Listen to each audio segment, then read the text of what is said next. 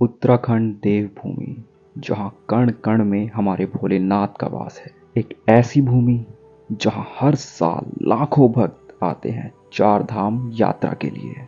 और ये एक ऐसी यात्रा होती है जिसके हर पड़ाव में आपको इस बात का एहसास होता है कि क्यों उत्तराखंड को देवभूमि का दर्जा दिया गया है। तो आइए इस वीडियो में साथ मिलकर जानते हैं कि कैसे आप लोग श्री केदारनाथ धाम की यात्रा और श्री बद्रीनाथ धाम की यात्रा कर सकते हैं। और एक बार तो दिल से ज़रूर कहिएगा, हर हर महादेव, जय श्री बद्री विशाल।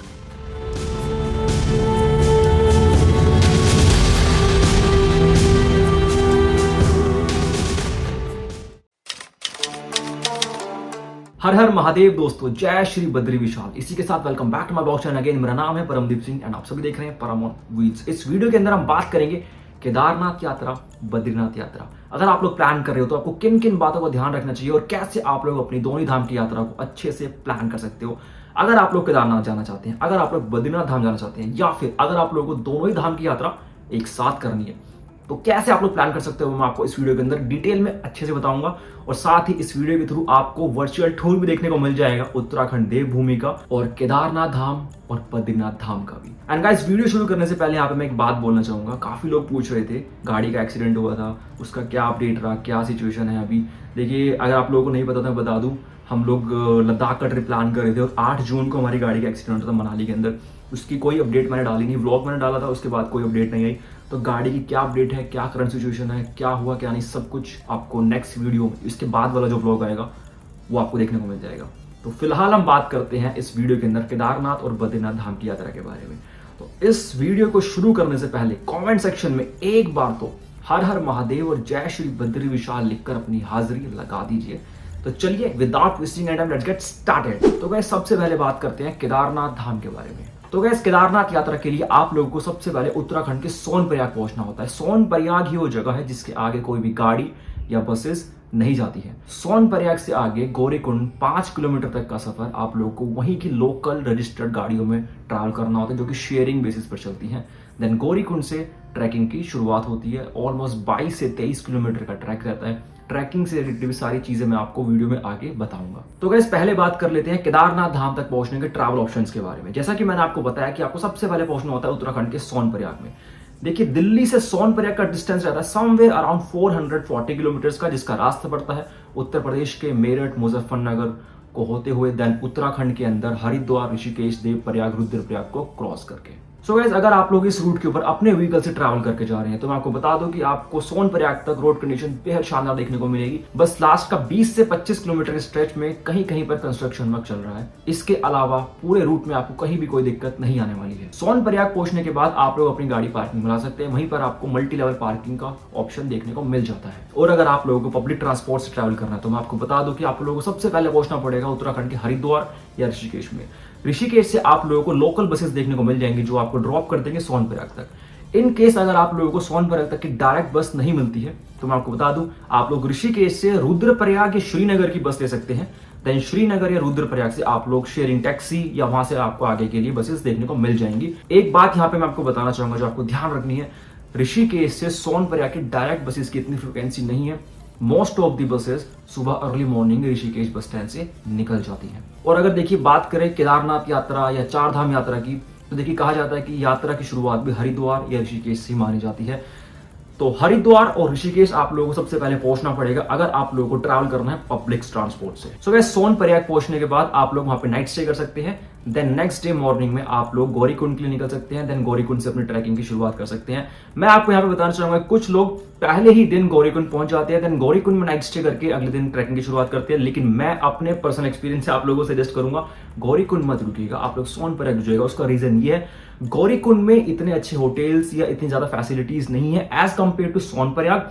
एंड सोनप्रयाग में स्टे करके आप लोग नेक्स्ट डे मॉर्निंग में निकलेंगे तो गौरीकुंड पहुंचने में आपको मुश्किल से 1 घंटा लगेगा, 1 से 1.5 घंटे लग जाएगा। गौरीकुंड पहुंचने के बाद आप लोग अपनी ट्रैकिंग की शुरुआत कर सकते हैं। एंड गाइस, एक बात यहाँ पे और मैं ऐड करना चाहूंगा। देखिए, केदारनाथ यात्रा या चार धाम में हम कहीं भी ट्रैवल करते हैं तो एक सबसे बड़ी चीज लोगों के दिमाग में रहती है, कि भीड़ कितनी है, रश कितना है, क्योंकि बहुत सुनने को मिलता है बहुत भीड़ है, बहुत रश है। तो इस चीज के लिए मैं आपको वीडियो में आगे बताऊंगा कि कैसे और कब आपको अपनी ट्रिप प्लान करनी चाहिए कि आपको कम भीड़ देखने को मिले और आपकी यात्रा और दर्शन अच्छे से हो जाए। तो गाइस वीडियो में अभी बने रहिएगा। अब बात करते हैं केदारनाथ ट्रैक की। ऑलमोस्ट 22 से 23 किलोमीटर का ट्रैक है ये। देखिए कुछ लोग बोलते हैं 19 किलोमीटर है, कुछ लोग कहते हैं 17 किलोमीटर है, लेकिन मैं आपको फैक्ट से बता रहा हूँ 22 से 23 किलोमीटर का पूरा ट्रैक है गौरीकुंड से लेकर केदारनाथ मंदिर तक का। पहले 16 किलोमीटर का हुआ करता था 2013 की डिजास्टर से पहले। 2013 के डिजास्टर के बाद नया रास्ता बनाना पड़ा, जिसकी वजह से किलोमीटर्स बढ़ गए हैं। तो गाइस देखिए ट्रैकिंग का ऐसा है कि अगर आप लोग पहली बार जा रहे हो तो मान के चलिए आपको 10 से 12 घंटे का समय तो लगने ही वाला है। तो सोनप्रयाग या गौरीकुंड से आप लोग मॉर्निंग में जितनी जल्दी हो सके अपना ट्रैक स्टार्ट कर दीजिएगा। ट्रैकिंग के रास्ते में आपको सबसे पहला पॉइंट देखने को मिलता है जंगल चट्टी। जंगल चट्टी पे आपको फ्री वाईफाई फैसिलिटी, खाने पीने के ऑप्शन सब कुछ देखने को मिल जाता है। जंगल चट्टी के बाद नेक्स्ट पॉइंट आता है भीमबली। भीमबली वो जगह है जहाँ पे आपको फर्स्ट एड फैसिलिटी भी देखने को मिल जाती है। एंड यहाँ पे एक मैं आपको बात बताना चाहूंगा, इसका ध्यान रखिएगा, भीमबली से 2 रास्ते जाते हैं आगे, एक लेफ्ट साइड में चला जाता है और एक राइट साइड में नीचे से निकल जाता है। आगे जाके दोनों ही रास्ते मर्ज हो जाते हैं, लेकिन मैं आपको सजेस्ट करूंगा अपने पर्सनल एक्सपीरियंस से राइट साइड में जो रास्ता जा रहा है उस रास्ते को चूज करिएगा। उसका रीजन ये है कि जो लेफ्ट साइड में रास्ता जा रहा है वो आगे जाके बहुत ही ज्यादा खड़ी चढ़ाई आपको देखने को मिलती है। राइट साइड वाला रास्ता आप थोड़ा सा लंबा पड़ेगा 500-600 मीटर, लेकिन ज्यादा खड़ी चढ़ाई नहीं है, आपके लिए ही इजी पड़ेगा। तो भीमबली क्रॉस करने के बाद आता है रामपाड़ा, फिर छोटी लिंचोली, बड़ी लिंचोली।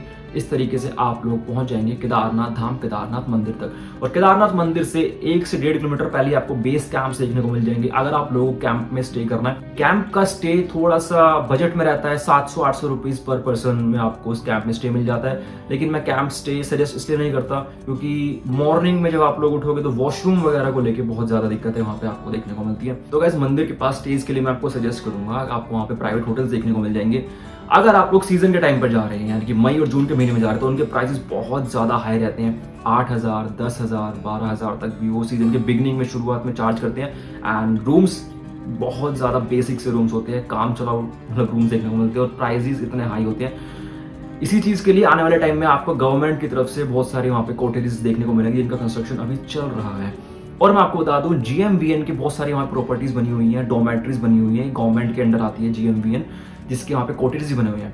इन सब की बुकिंग ऑनलाइन होती है, लेकिन मैं आपको बताना चाहूंगा इनकी बुकिंग्स मतलब बहुत जल्दी फुल हो जाती है, क्योंकि गवर्नमेंट के कोटेजेस हैं ये और ये बहुत अच्छी फैसिलिटी देखने को मिलती है। सबसे मेन चीज प्राइजेस भी बहुत कम यहाँ पे आपको देखने को मिलते हैं। तो आप लोग GMVN की वेबसाइट पर जाकर चेक कर सकते हैं, केदारनाथ में जितनी भी प्रॉपर्टीज है आपको अगर बुकिंग मिल जाती है तो आप इनको बुक कर सकते हैं। ये आपके लिए बजट में एक ऑप्शन देखने को मिल जाएगा मंदिर के पास स्टे करने के लिए। तो गाइस ये तो बात हो गई केदारनाथ मंदिर तक पहुंचने की, ट्रैकिंग से रिलेटेड डिटेल्स, वहां पे क्या स्टेज के ऑप्शन रह सकते हैं आप सभी के लिए। अब बात कर लेते हैं कि अगर आप लोगों को केदारनाथ मंदिर तक पैदल यानी कि ट्रैकिंग करके नहीं पहुंचना है तो और कौन कौन से ऑप्शन है। एक हेलीकॉप्टर का ऑप्शन रहता है, घोड़े खच्चर का ऑप्शन रहता है और दूसरा पिट्ठू पालकी का ऑप्शन रहता है। देखिए घोड़े खच्चर के ऑप्शन को तो मैं कभी भी प्रमोट या ऐसे सपोर्ट नहीं करता। अगर आप लोगों को चलने में कोई इश्यू है या कोई हेल्थ इश्यू है तो एक अलग बात है, लेकिन अगर आप लोग यंग हैं, आप लोग चलने में कैपेबल हैं, तो मेरी आप सभी से हाथ जोड़कर एक रिक्वेस्ट है, जब भी केदारनाथ धाम जाए या किसी भी धाम पर जाए पैदल यात्रा करिए। देखिए किसी भी जीव को कष्ट देकर यात्रा करेंगे तो ऑब्वियस ही बात है, आप दिल से पूछ के देखिए अपने महादेव को भी खुशी नहीं मिलेगी। तो अगर आप लोग कैपेबल हैं और आप लोग यात्रा पैदल चल के कर सकते हैं, इतने कैपेबल हैं, यंग हैं, तो यात्रा पैदल करके देखिए, आपको भी दर्शन करने के बाद बहुत अच्छा लगेगा। तो गाइस हेलीकॉप्टर की बात कर लेते हैं। देखिए 3 हेलीपैड बने हुए हैं केदारनाथ धाम तक पहुंचने के लिए, एक फाटा, गुप्तकाशी और सिरसी। देखिए इनके प्राइसेस की अगर हम बात करें तो फाटा और सिरसी से प्राइस रहता है हेलीकॉप्टर का 6800 रुपीज समथिंग, और गुप्तकाशी से प्राइस थोड़ा ज्यादा है, लेकिन इनकी टिकट बुकिंग आपको ऑनलाइन देखने को मिलती है, जो कि अब गवर्नमेंट ने IRCTC के अंडर कर दिया है। और इस साल 2024 की तो हेलीकॉप्टर की सारी टिकट्स देखिए फुल हो चुकी हैं। लेकिन रियलिटी देखिए ये है कि ब्लैक में टिकट्स मिल रही हैं, खुलेआम मिल रही है ब्लैक में टिकट्स। जो टिकट 7,000 7,500 की है वो 20-25 हज़ार रुपये तक ब्लैक में आराम से मिल रही है भाई, ठीक है, इसमें सबको पता हो रही चीज़। तो खैर इसके ऊपर हम क्या बात करें, लेकिन ये एक ऑप्शन है कि जब भी आप लोग अपनी यात्रा प्लान करें या नेक्स्ट ईयर भी प्लान करें तो मेक श्योर कि अगर आपको हेलीकॉप्टर से जाना है तो पहले ही अपनी जो बुकिंग आपको कैसे करवानी है उसके लिए आप लोग एडवांस में रेडी रहिएगा, क्योंकि जब भी विंडो ओपन होती है बुकिंग के लिए, ऑनलाइन बुकिंग के लिए 5 से 10 मिनट में सारे स्लॉट्स, सारे टिकट्स फुल हो जाते हैं। सो गाइस ये तो बात हो गई केदारनाथ मंदिर तक पहुंचने की, क्या क्या ऑप्शंस हैं वहां तक पहुंचने के लिए, क्या स्टेज के ऑप्शन रह सकते हैं मंदिर के पास। अब बात कर लेते हैं दर्शन की। देखिए जब आप लोग मंदिर तक पहुंच जाएंगे आप वहां पे नाइट स्टे करिए, देन नेक्स्ट डे मॉर्निंग में आप लोग तसल्ली दर्शन करिए। और मैं अपने पर्सनल एक्सपीरियंस से आप लोगों को सजेस्ट करूंगा कि थोड़ी सी हिम्मत करिएगा और नेक्स्ट डे मॉर्निंग में जल्दी लाइन में लग जाइए। जल्दी से मेरा मतलब है सुबह अर्ली मॉर्निंग 3-3:30 बजे लाइन में लग जाइएगा। उससे आपको फायदा ये मिलेगा कि दर्शन आपके बहुत अच्छे से और तसल्ली से होंगे। कपाट खोलेंगे 4-4:30 बजे, आप लोग अच्छे से गर्भगृह में जा सकते हैं, दर्शन कर सकते हैं। जो शिव जी, बैल रूपी शिव जी का जो वहाँ पे शिवलिंग निकला हुआ है, आप लोग उन पर जल भी चढ़ा सकते हैं। तो अर्ली मॉर्निंग दर्शन करने से आप लोगों के दर्शन बहुत अच्छे और तसल्ली से होंगे। दर्शन करने के बाद आप लोग मंदिर के बैक साइड में जाइएगा, वहाँ पे आपको आदि शंकराचार्य जी की समाधि भी देखने को मिलती है। केदारनाथ मंदिर में दर्शन करने के बाद आप लोग भैरव बाबा के मंदिर भी जाइएगा, जो कि ऑलमोस्ट 1.5 से 2 किलोमीटर की चढ़ाई है। वहां पे दर्शन जरूर करिएगा। ऐसा कहा जाता है कि भैरव बाबा के दर्शन करने के बाद ही आपकी यात्रा सफल और पूरी मानी जाती है। और भैरव बाबा के मंदिर से पूरा व्यू भी बहुत सुंदर देखने को मिलता है। सो गाइस, इस तरीके से आप लोग दर्शन करने के बाद ट्रैक डाउन कर सकते हैं, या फिर अगर आप लोग हेलीकॉप्टर की टिकट है तो अपने हेलीकॉप्टर से फिर आप लोग नीचे सोनप्रयाग, मतलब जो भी आपका हेलीपैड है, फाटा, सिरसी, गुप्तकाशी, वहां जाइए। ट्रैक डाउन करेंगे तो आप लोग सोनप्रयाग पहुंच जाइए। तो इस तरीके से आप लोग नीचे उतर के अपनी केदारनाथ यात्रा को कंप्लीट कर सकते हैं। सो गाइस, अब बात कर लेते हैं बद्रीनाथ धाम के बारे में। देखिए, उत्तराखंड के अंदर 4 धाम है, गंगोत्री, यमुनोत्री, केदारनाथ धाम, बद्रीनाथ धाम। केदारनाथ और बद्रीनाथ धाम की यात्रा आप लोग एक साथ कर सकते हैं। वो ऐसे, देखिए, ऋषिकेश के बाद जो रूट जाता है केदारनाथ और बद्रीनाथ धाम के लिए, उसमें आपको बहुत अलग अलग पड़ाव देखने को मिलते हैं। सबसे पहले आपको देखने को मिलता है देवप्रयाग। टोटल 5 प्रयाग हैं उत्तराखंड के अंदर। देवप्रयाग सबसे पवित्र और सबसे महासंगम, जहां पे आपको देखने को मिलता है अलकनंदा और भागीरथी नदी के संगम से बनती है माँ गंगा। तो देवप्रयाग क्रॉस करके आप लोग पहुंचते हैं धारी देवी मंदिर। धारी देवी मंदिर क्रॉस करने के बाद एक पॉइंट आता है जहां से 2 रास्ते अलग कट जाते हैं। एक रास्ता चला जाता है ऊपर बद्रीनाथ धाम के लिए और एक रास्ता लेफ्ट साइड से निकल जाता है केदारनाथ धाम के लिए। अगर तो आप लोगों को सिर्फ बद्रीनाथ धाम की यात्रा करनी है तो आप लोग बद्रीनाथ धाम जा सकते हैं, जिसमें कि आपको चमोली डिस्ट्रिक्ट के अंदर पता है, चमोली क्रॉस करके पूरा जोशीमठ होते हुए आप लोग बद्रीनाथ धाम तक पहुंच सकते हैं। अगर बात करें पब्लिक ट्रांसपोर्ट से ट्रैवल करने की, तो सेम केदारनाथ धाम की तरह भी आप लोगों को हरिद्वार और ऋषिकेश सबसे पहले पहुंचना पड़ेगा, क्योंकि हरिद्वार ऋषिकेश ही वो जगह है जहां से 4 धाम यात्रा शुरू होती है। ऋषिकेश से आप लोगों को मॉर्निंग में बस देखने को मिल जाती है। जो लोकल बसेस होती हैं वो आपको जोशीमठ या बद्रीनाथ धाम तक ड्रॉप कर देंगी।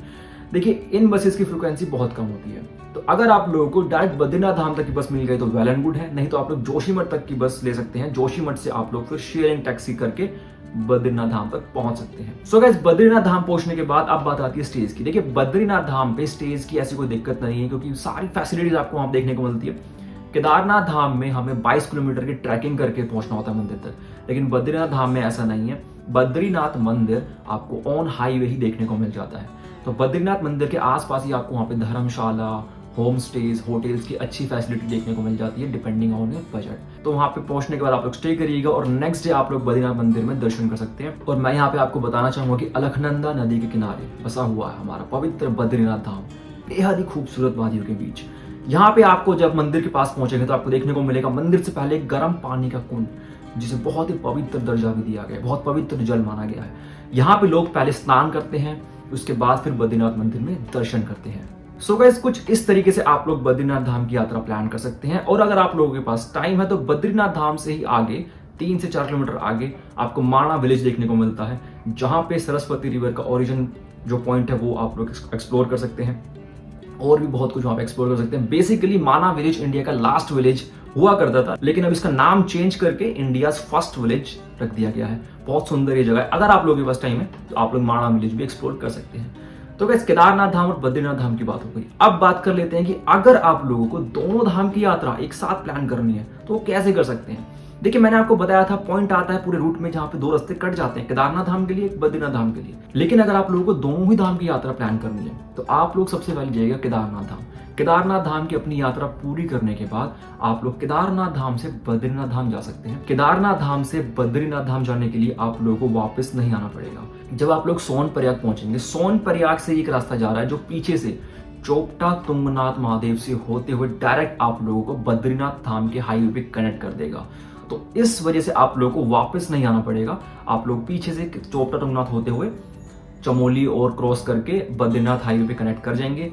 फिर आप डायरेक्ट बद्रीनाथ धाम पहुंच जाएंगे और बद्रीनाथ धाम के दर्शन करके आप लोग वापस हरिद्वार ऋषिकेश आ सकते हैं। तो कुछ इस तरीके से आप लोग केदारनाथ और बद्रीनाथ धाम दोनों धाम की यात्रा एक साथ कर सकते हैं। देखिए, दोनों धाम की यात्रा एक साथ करने से मतलब क्या है। केदारनाथ धाम अगर आप लोग जा रहे हैं तो आपको मान के चलिए 4 दिन तो कम से कम चाहिए। अगर आप लोग बद्रीनाथ धाम की यात्रा भी एक साथ करते हैं तो इसमें आप लोगों को मुश्किल से 2 दिन और लगाने पड़ेंगे और आपके दोनों ही धाम की यात्रा हो जाएगी। और रहे अगर बात करें बजट की, तो मैं अपना पर्सनल अगर बजट बताऊं, लास्ट ईयर मैंने दोनों ही धाम की यात्रा करी और केदारनाथ धाम की यात्रा पिछले 3 साल से लगातार कर रहा हूं। लास्ट ईयर जब हमने दोनों धाम की यात्रा करी थी तो हमारा दोनों धाम की यात्रा करने का जो बजट बचा था, हम लोग अपनी गाड़ी से गए थे सब कुछ मिला के, जबकि हम लोग केदारनाथ मंदिर पे 2 रात रुके थे, तो हमारा बजट पड़ा था 9,500 रुपीज समथिंग पर पर्सन, इंक्लूडिंग गाड़ी का खर्चा, पेट्रोल, टोल, खाना पीना रहना, सब कुछ मिला। हम 5 लोग गए थे और 9,500 रुपीज पर पर्सन। अगर हम लोग खाली केदारनाथ धाम करते तो हमारा खर्चा पड़ता 6,500-7,000 रुपए पर पर्सन। तो आप लोग समझ रहे हैं मैं क्या कहना चाह रहा हूँ। मेरा कहने का पर्पस सिर्फ इतना है कि 2 से 2,500 रुपए का बजट आप लोग इंक्रीज करते हैं और 2 दिन का टाइम भी अगर आप लोग बढ़ा देते हैं तो आप लोग दोनों धाम की यात्रा एक साथ कर सकते हैं। तो इस वीडियो में आपको केदारनाथ धाम और बद्रीनाथ धाम से जुड़ी सारी जानकारी बताने का मेरा पर्पस था। एक सबसे इंपॉर्टेंट बात मैं आपको बताना चाहूंगा जिसको लेकर बहुत कंफ्यूजन भी रहती है, रजिस्ट्रेशन। 4 धाम यात्रा का रजिस्ट्रेशन, केदारनाथ का रजिस्ट्रेशन, बद्रीनाथ का रजिस्ट्रेशन। सो गाइस देखिए, बात करें अगर रजिस्ट्रेशन की तो आपको रजिस्ट्रेशन करवाना पड़ता है 4 धाम यात्रा का रजिस्ट्रेशन, जो कि ऑनलाइन वेबसाइट के थ्रू हो जाता है। इसमें आपको अपनी बेसिक डिटेल्स डालनी पड़ती है, डेट सेलेक्ट करनी पड़ती है, कब आप लोग 4 धाम यात्रा पे जा रहे हैं और कौन से धाम की यात्रा आप लोग कौन सी डेट में ट्रैवल कर रहे हैं। तो सारी बेसिक डिटेल्स डालने के बाद आपको अपना एक आधार कार्ड और पासपोर्ट साइज फोटो अपलोड करनी पड़ती है और जो लोग आप लोगों के साथ ट्रैवल करें उन सब की डिटेल्स भी आपको एक एक करके फिल करनी पड़ती है। तो इस तरीके से आप अपना टूर प्लान क्रिएट करके अपना रजिस्ट्रेशन प्रोसेस कर सकते हैं। ऑनलाइन हो जाता है, बहुत इजी है। वैसे देखिए, ऑफलाइन आपको हरिद्वार और सोनप्रयाग में देखने को मिल जाता है, लेकिन मैं आपको सजेस्ट करूंगा ऑनलाइन करवा लीजिएगा। ऑनलाइन मुश्किल से 5 से 10 मिनट लगेंगी, ऑफलाइन जाओगे तो वहां पे लाइन में लगना पड़ेगा और रजिस्ट्रेशन मैंडेटरी होता है। तो वैसे सारी डिटेल्स आई होप कि मैंने शेयर कर दी होंगी। अगर मुझसे कुछ मिस हो गया होगा तो आप लोग मुझे कमेंट सेक्शन में पूछेंगे, मैं जरूर से रिप्लाई करूंगा, या फिर आप मुझे इंस्टाग्राम पे डीएम भी कर सकते हैं, वहां भी मैं आपकी सारी क्वेरीज आपको अच्छे से गाइड कर दूंगा। इस वीडियो में फिलहाल इतना ही। उम्मीद करता हूं कि आपको वीडियो अच्छी लगी होगी। वीडियो अच्छी लगी हो तो क्या करना है, कमेंट सेक्शन में जाके हर हर महादेव, जय बद्री विशाल तो लिखना ही लिखना है। चैनल को सब्सक्राइब करके बेल आइकन याद से प्रेस कर लीजिए। मिलते हैं किसी नई वीडियो में किसी नई जगह के साथ, तब तक के लिए बाय एंड टेक केयर। हर हर महादेव, जय श्री बद्री विशाल।